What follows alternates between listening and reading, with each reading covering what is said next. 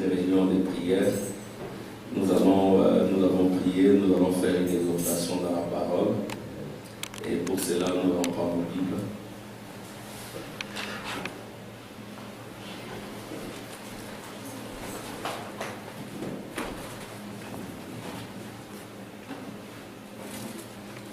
Nous prenons dans Hébreu.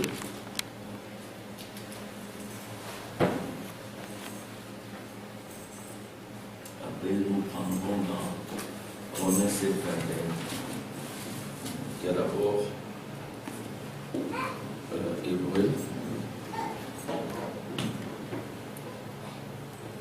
Hébreu, chapitre 3, et puis Romains 7, 21. La statue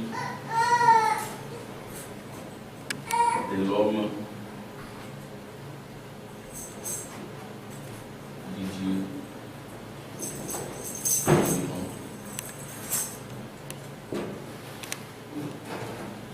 Nous prenons Romains 3, 21. Donc Romains d'abord, au chapitre... Non, qu'est-ce que je dis? Hébreu, au chapitre 3.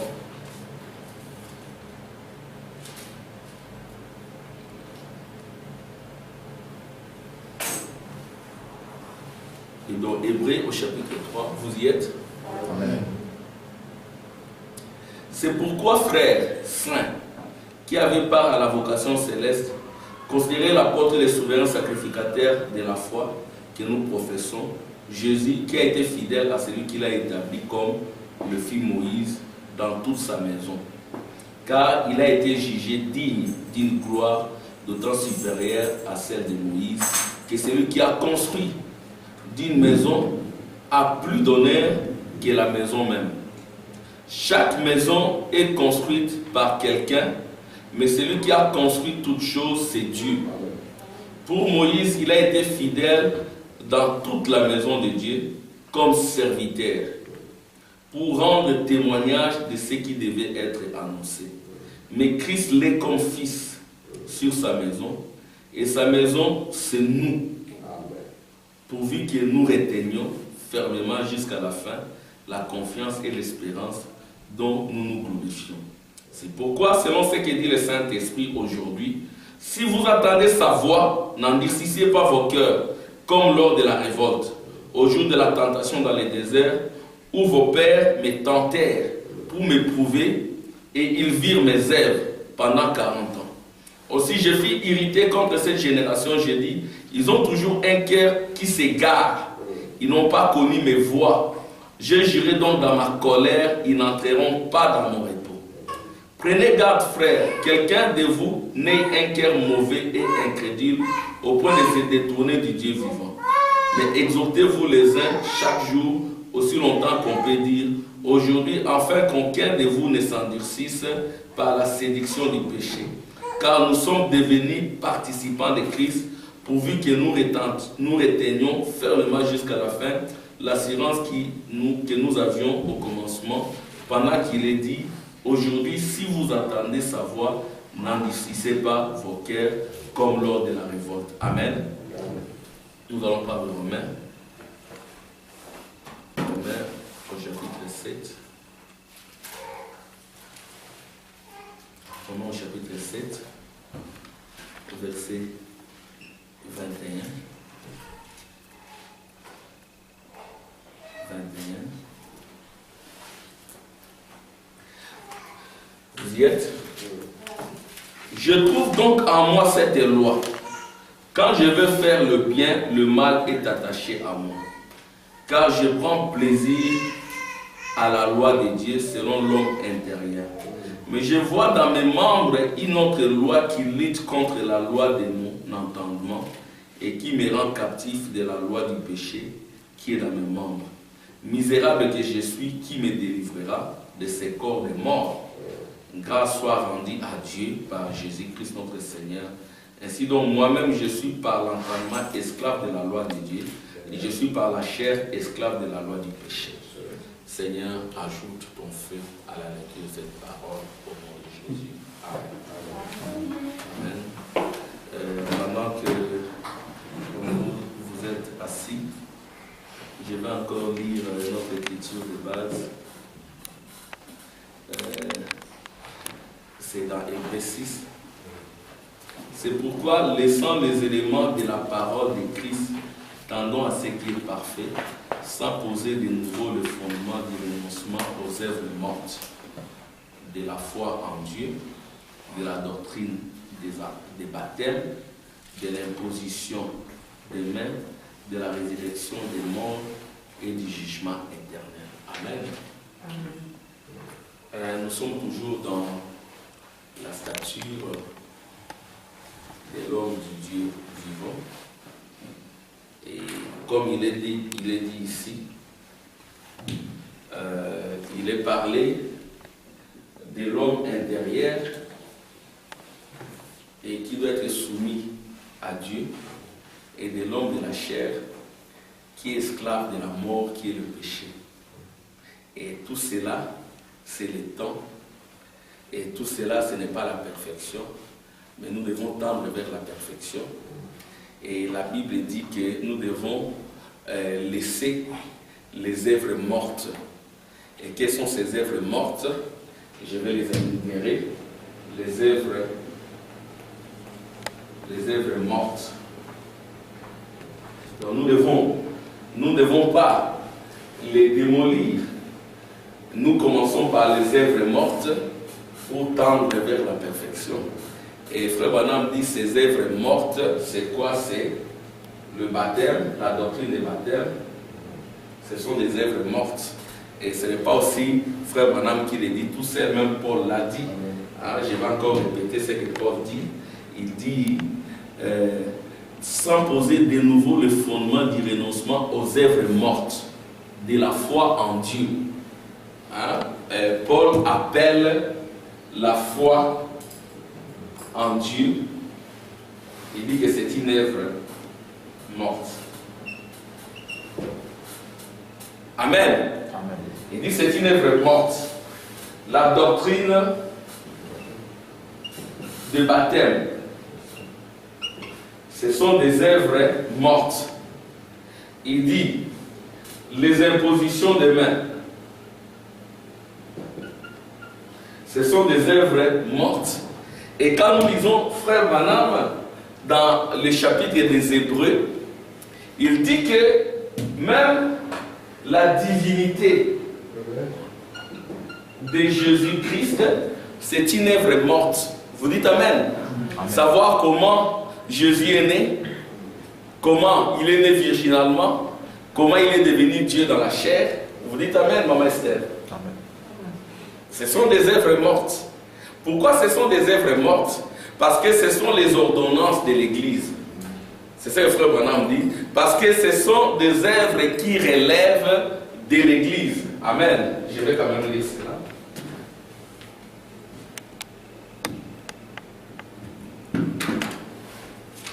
Nous allons lire dans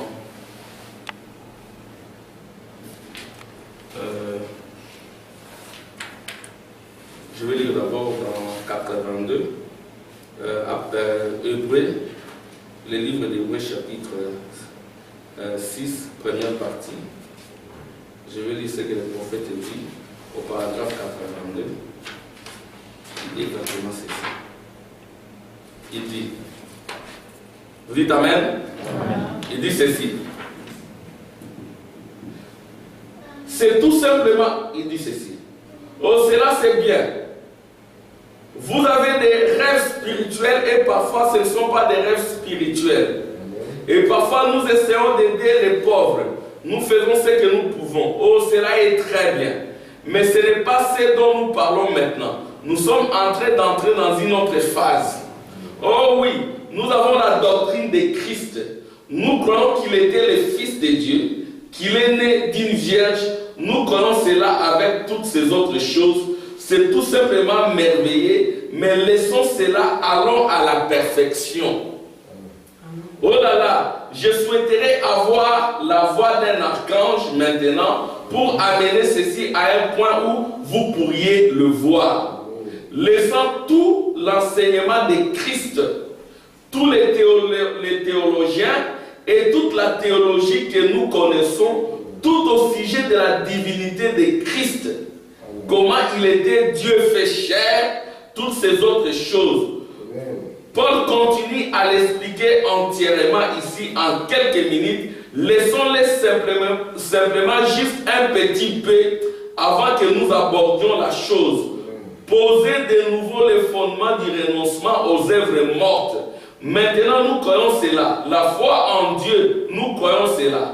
Et de la doctrine des baptêmes, comment on doit en fait être baptisé, nous croyons cela. De l'imposition des mains, nous croyons en l'imposition des mains, n'est-ce pas? Voyez-vous, tout cela certainement. Et de la résurrection des morts, nous croyons cela. Maintenant, attention, vous voyez ici, le jugement est utilisé dans le sens d'éternel. Amen. Vous voyez, donc, frère Branham, il dit que tout cela nous croyons, mais c'est le fondement.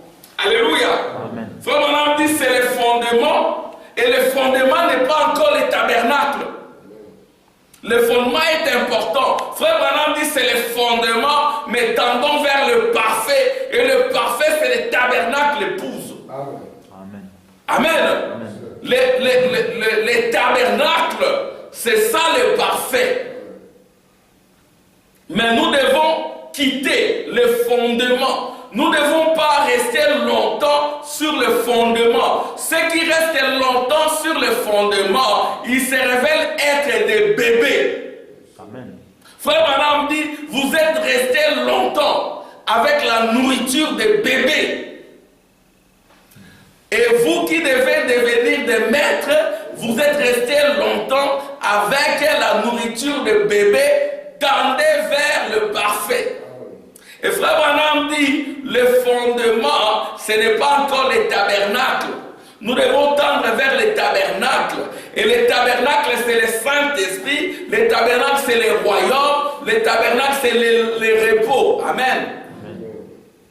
C'est ainsi qu'il est dit, quand aujourd'hui, vous attendez la voix, n'endurcissez pas votre cœur. Et frère Branham dira que c'est cette voix-là qui, en entrant en vous, installe les repos éternels. Amen. Et frère Branham avait cette voix-là au-dedans de lui. Quand il était sur la montagne d'Arizona, sur les montagnes de Catalina, et qu'il y avait une voix qui avait fait trembler les montagnes. Amen. Qui avait coupé les gros arbres. C'était une grosse voix. C'était la voix de la résurrection. La même voix qui avait scindé la mer. La même voix qui avait ressuscité Lazare. La même voix qui avait calmé la tempête. Cette voix-là de cet tonnerre qui avait fait bouger les montagnes. Qui avait fait couper les arbres. Frère Branham dit, c'était une voix puissante. Mais il ajoute, il semble que cette voix provenait de l'intérieur. Cette voix-là s'était installée en vous. Amen. Il y a eu une phase. Amen. Cette voix-là se révèle à vous. Comme la pensée de Dieu. Elle prend la prééminence sur vous. Et elle rétablit le royaume en vous. Cette voix-là, qui prend la prééminence en vous, elle fait de vous prophétique. Parce que quand la voix du Seigneur s'installe en vous, vous devenez prophétique et après vous avez la vision du Seigneur, la vision du royaume, la vision du trône. Amen. Amen. Il faut que cette voix-là s'installe au-dedans de vous. Amen. C'est ce que quand nous venons écouter la parole, nous venons écouter la parole de la promesse. Nous venons écouter les cris du commandement, les sons de la trompette et la voix de l'archange. Cela s'installe en nous. Et quand nous n'avons pas endurci les cœurs, ça s'installe en nous pour établir les repos. Et c'est un repos éternel. Amen. Amen. Alors, nous sommes dans les livres des Hébreux. C'est là où il est parlé de toutes ces choses. Comme nous l'avions dit, dans les livres des Hébreux, du chapitre 1 jusqu'au 6e chapitre, il est parlé du tabernacle, il est parlé du sacerdoce lévitique, Amen. Par comparaison au sacerdoce du Christ. On dit que Moïse, il a été considéré comme un serviteur. Amen. Mais Christ, lui, il est le Fils. Et maintenant, il m'a fait comme un fils. Et il m'a dit, je ne suis pas serviteur. Amen. Donc, les sacerdoces lévitiques, c'est les sacerdoces des serviteurs. Ils servent dans le temple, dans la maison du Seigneur. Et la Bible dit que la maison, le temple, c'est nous. Amen, c'est l'Église. La maison, c'est toi. Maman, c'est la maison, c'est toi. Amen. Tout ce qui s'est passé dans l'Ancien Testament, tout ce qui est indiqué comme figure dans les livres des Hébreux jusqu'au 6e, on ne parle que de la maison, des services de la maison et du Fils et tout le reste. Amen. Et on dit que la maison, c'est nous qui sommes la maison. On parle du service de Christ comme Fils et du serviteur, Moïse. Parce que Moïse était un lévitique. Mais Christ, il sert Dieu dans les sacerdoces de Melchisédek, qui est le sacerdoce royal. C'est le sacerdoce de la tribu de Juda. C'est-à-dire que ce qu'on dira, du chapitre 1 jusqu'au 6e, il est question du tabernacle. Maintenant, au 7e chapitre, on introduit Melchisédek avec son pain et son vin, l'assimilation de la révélation. Amen. Comme frère Tim l'a prêché. Amen. Nous avons besoin du vin, stimulation de la révélation. Nous avons besoin de l'huile. Et tout cela, c'est pour guérir nos maladies. Amen. C'est ainsi que le sacrifice du Christ a été pleinement suffisant pour que toi et moi, nous devenions des temples et des maisons du Seigneur. Parce qu'ici, c'était un perpétuel. À tout moment, on donnait des offrandes, on amenait des sacrifices. Amen. Et les sacrifices et les sacrificateurs étaient des pécheurs. Amen. Les sacrificateurs continuaient à pécher et les sacrifices étaient imparfaits. Vous savez tout cela, comment ça s'est passé? Comment parfois les enfants des sacrificateurs allaient voler, comment ils se comportaient mal. Et les sacerdoces ici, lévitiques, c'est un peu comme les sacerdoces des âges des églises. Qui n'amènent pas la perfection.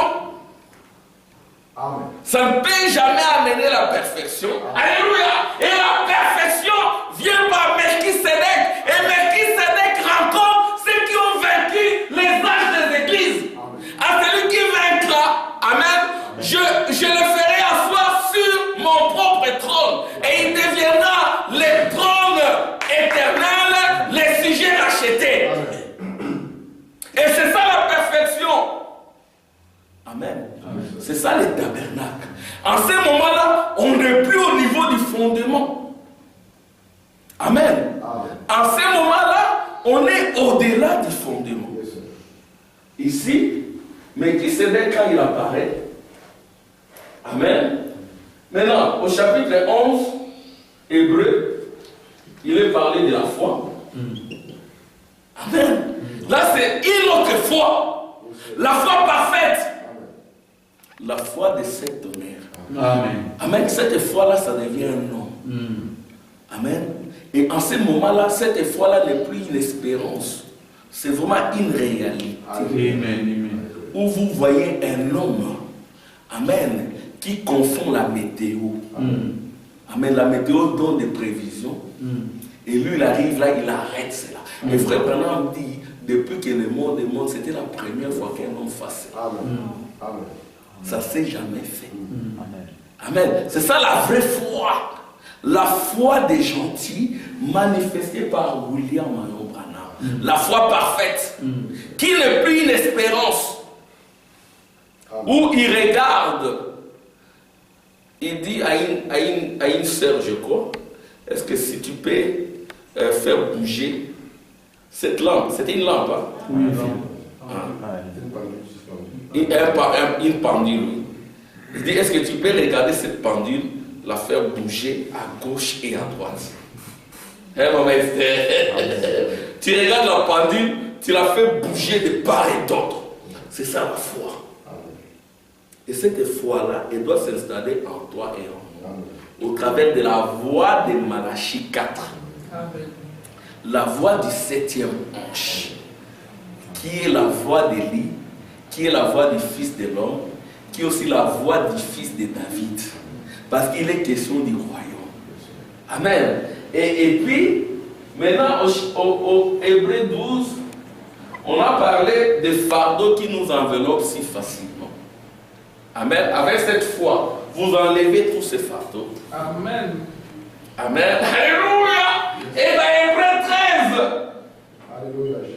c'est Jésus-Christ, le même hier, aujourd'hui, éternellement, à l'exception du corps physique. Amen. Là, c'est Hébreux chapitre 3. Et dans Hébreux chapitre 3, il a aussi parlé du foyer éternel. Alléluia. La demeure éternelle qui n'est pas faite des mains d'hommes. C'est ça les triptyques. C'est ça les résumés des livres des Hébreux. Amen. C'est ça les résumés des livres des Hébreux. Et comme les résumés aussi du livre d'Apocalypse. Amen. Je vais encore écrire cela proprement.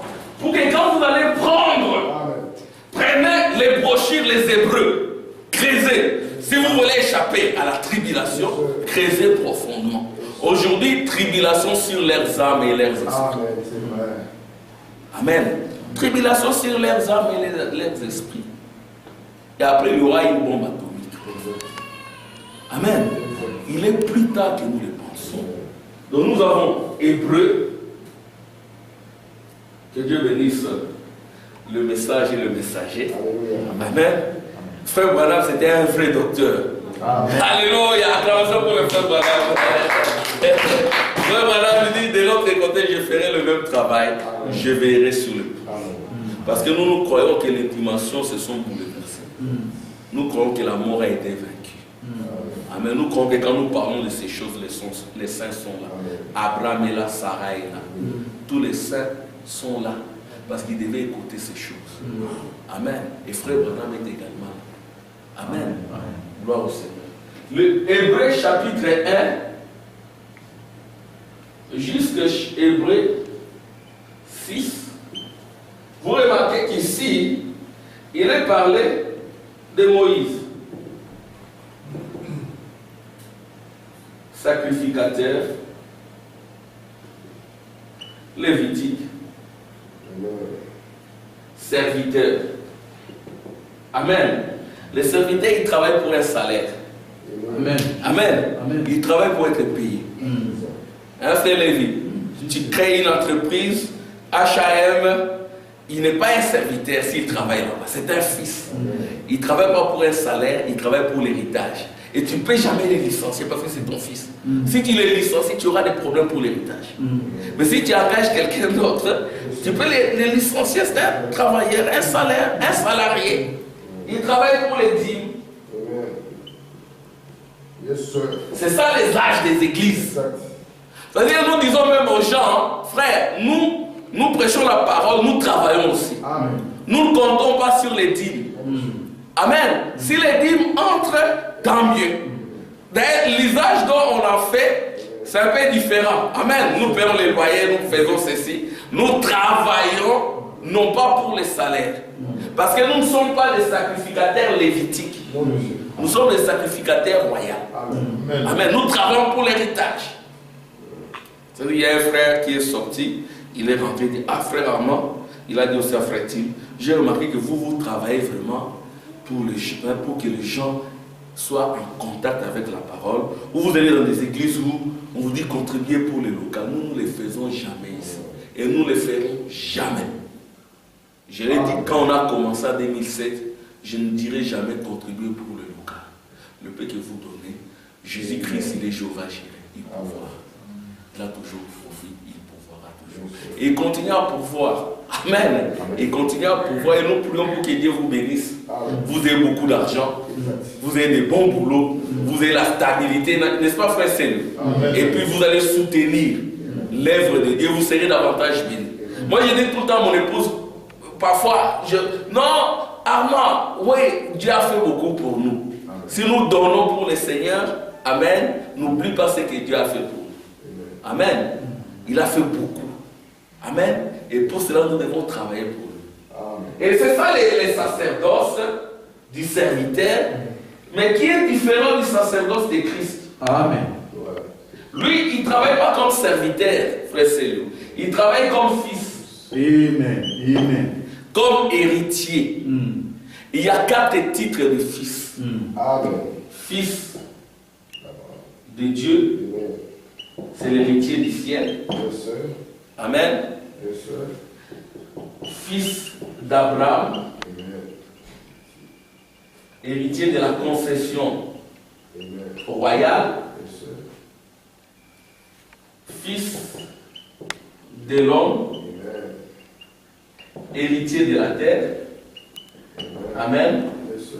Gloire au Seigneur. Ici, c'est pour une personne dans un âge. Et quand cette personne le fait, il le fait pour chacun de nous. Dis à vos pasteurs de ne jamais le faire. Ce n'est pas pour une douzaine, c'est pour une personne dans un âge. Alléluia, nous avons vu un homme.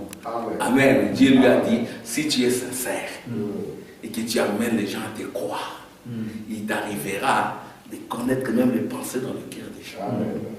Amen. Frère Branham est-il le fils de l'homme? Non, je ne suis pas le fils de l'homme. La colonne de feu, le fils de l'homme. Non, la colonne de feu n'est pas le fils de l'homme. Le fils de l'homme, c'est la colonne de feu, plus le messager. Ça produit le fils de l'homme. Et cette fois-ci, le fils de l'homme le manifeste dans un membre de l'épouse. Amen. C'est l'héritier de la terre. Et c'est comme cela que nous sommes aussi devenus héritiers de la terre. Après, fils de David, héritier du trône.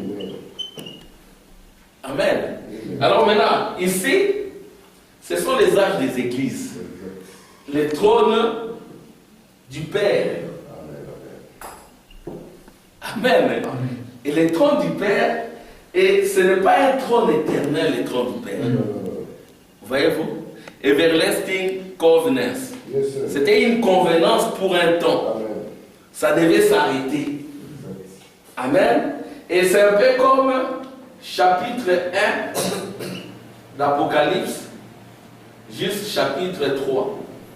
Amen. Les âges des églises. Mais après cela, maintenant, du chapitre 4, il y a l'enlèvement. Dieu vous prend, il vous enlève et vous met sur la montagne sainte. Amen. Et l'écriture de Psaume 95, là où David dit, venez louer l'Éternel, venez louer. Il appelle les gens à venir louer pour les jours du repos. Quand vous lisez dans la Bible, vous remarquerez que c'était le jour de la consécration du tabernacle et cette consécration avait eu lieu sur la montagne sainte. C'était ce jour-là qu'il y avait des louanges. Vous voyez, c'était sur la montagne. Amen. Alors il faut que les âmes soient ravies. Amen. Les âmes doivent être ravies sur la montagne. Et David avait fait une avance, c'est-à-dire qu'il parlait des choses à venir. C'était en rapport avec la seconde venue, quand la joie devait remplir la terre entière. Ici, quand nous parlons de la terre entière, c'est la terre épouse. Amen. Amen. C'est la terre épouse qui devait être remplie de la joie de l'Éternel au travers de la voix de Dieu, du son des trompettes et du cri du commandement qui devait s'installer sur la terre épouse, sur ta terre à toi. En ce moment-là, tu es élevé, tu es placé sur la montagne. Amen. Et sur cette montagne-là se trouve, amen, l'épouse, parce que cette montagne-là, c'est la montagne de Sion. C'est ça la perfection. Amen. Alléluia. C'est ça la perfection, la montagne de Sion. À ce moment-là, on n'est plus dans le fondement. Il est plus tard que nous le pensons. Amen. Et puis, ici, chapitre 4. Et puis, chapitre 19. Amen. C'est le retour du Seigneur. C'est la seconde venue. Amen. Et il y a un silence d'environ une demi-heure. Il vient avec des myriades et des myriades de saints. Jusqu'à 21 et jusqu'à 22. C'est là où il y a le tabernacle. C'est là où il y a la perfection. Oindre les saints des saints. Il s'agira point d'oindre Jésus. Jésus a été oint. Il s'agira d'oindre l'épouse. Le tabernacle qui sera utilisé dans le millénium, le jour du repos. Et à ce jour-là, quand vous allez attendre sa voix, n'endurcissez pas votre cœur. Avalez cette voix. Faites comme Jean, qui a été le type de l'épouse. Viens, prends les livres, avale-les. C'est ce livre-là qui assure les repos. Amen. C'est ce livre-là qui assure les sabbats. Vous voyez, et c'est ce verset-là que nous devons tendre. Tendons vers la perfection, c'est cela. Et la perfection est venue. On vous demande simplement de venir et de prendre ces livres. De venir écouter la voix de Dieu. Quand vous écoutez la voix de Dieu, elle s'installe en vous. Elle s'installe en vous. Et quand elle s'installe en vous, elle devient prophétique en vous. Amen. Prophétise. C'est ce qui a été dit à Jean. Prophétise sur chaque langue, sur chaque tribu, sur chaque peuple. C'est-à-dire qu'elle épouse maintenant, elle devient prophétique. Et sa voix devient aussi prophétique, Maman Biki. Amen, certain. Vous devenez prophétique quand vous êtes rempli de cette parole. Frère, la parole vous rendra prophétique. Et quand elle vous rend prophétique, elle vous rend aussi royal. Et quand elle vous rend royal, elle fait de vous un tabernacle. Vous devenez la perfection. Exactement comme Frère Branham est devenu. Nous devons tendre vers cela. Amen. Nous devons tendre vers cela. Ici, c'est le fondement. Amen. La divinité de Jésus, c'est le fondement. Frère Branham dit, si vous restez là-bas, ce sont des œuvres mortes. Oh, il n'aime pas Jésus. Nous aimons Jésus. Amen. Ah, mais c'est nous aimons Jésus.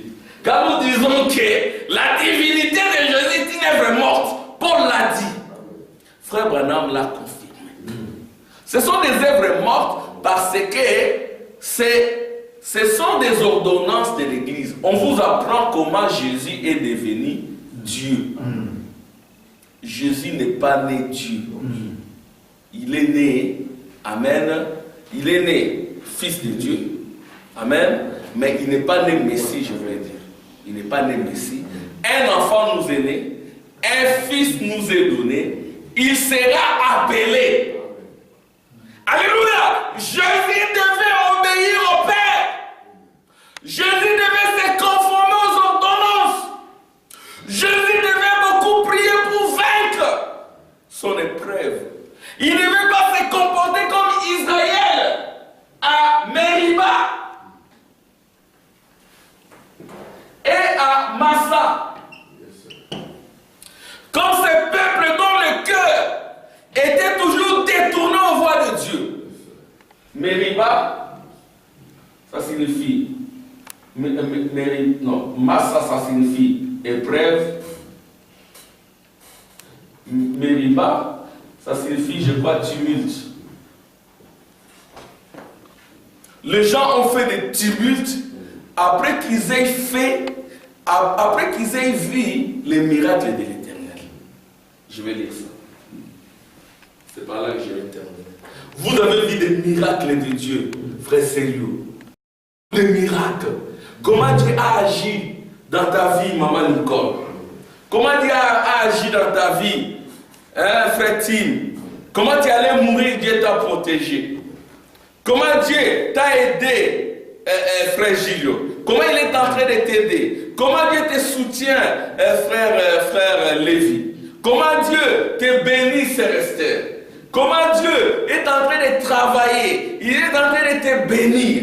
Il est en train d'apporter des bénédictions dans ta vie. Mais à un moment donné, femme Massa et Meriba, tu commences à t'emporter contre Dieu. Dieu a dit, c'est un peuple dont le cœur est toujours détourné. Amen. Il a agi dans sa colère. Ils n'entreront pas dans mon repos. Amen. Attendez, je vais dire ça. Psaume 95. Vous avez vu beaucoup de miracles. Mais le cœur continue toujours à douter. Continue toujours à douter. 95. Psaume 95, c'est par là que je vais terminer. Psaume 95.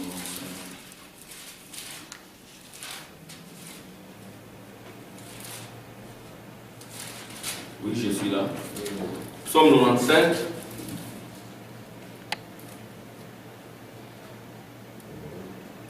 Au verset 4. 95, je lis. Il tient dans sa main les profondeurs de la terre, et les sommets des montagnes sont à lui. Dans 95, 4. La mer est à lui. C'est lui qui l'a faite. Il a fait la mer. La première fois, quand j'ai vu la mer du Nord, j'ai eu peur. Mais c'est Dieu qui l'a faite.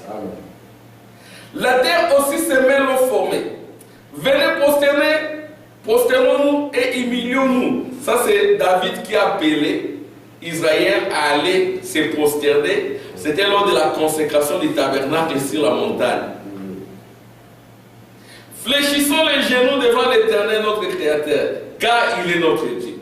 Et nous sommes le peuple dont il est berger, les troupeaux que sa main conduit.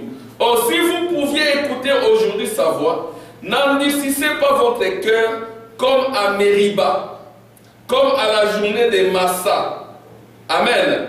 Donc, Meriba, ça signifie querelle. Amen. Meriba, ce sont des querelles. Il y a eu des querelles dans le camp.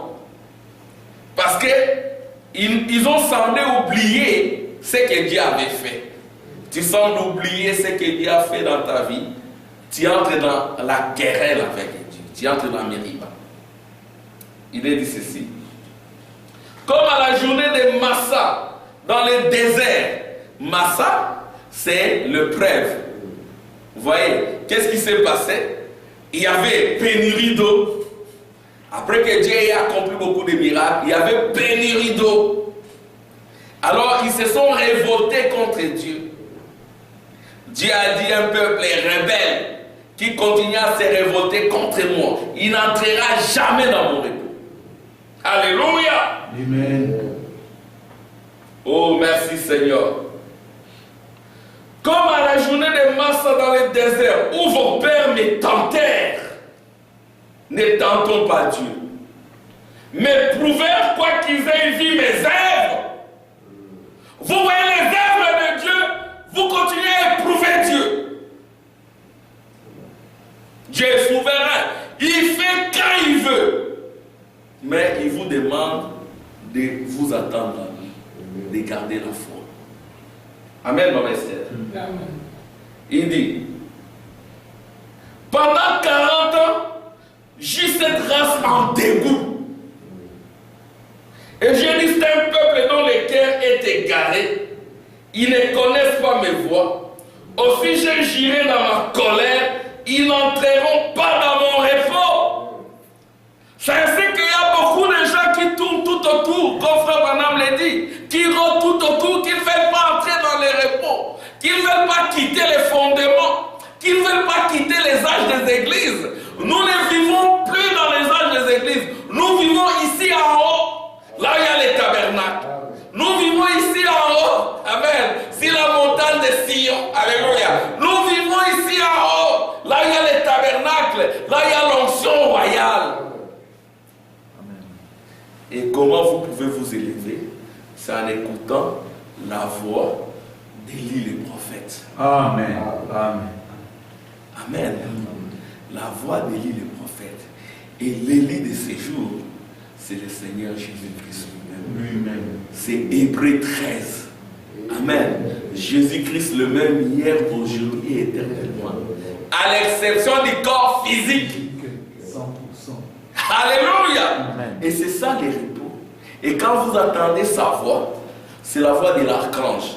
C'est le son de la trompette et le cri du commandement. Et c'est par cette voix que le Seigneur entre dans sa maison.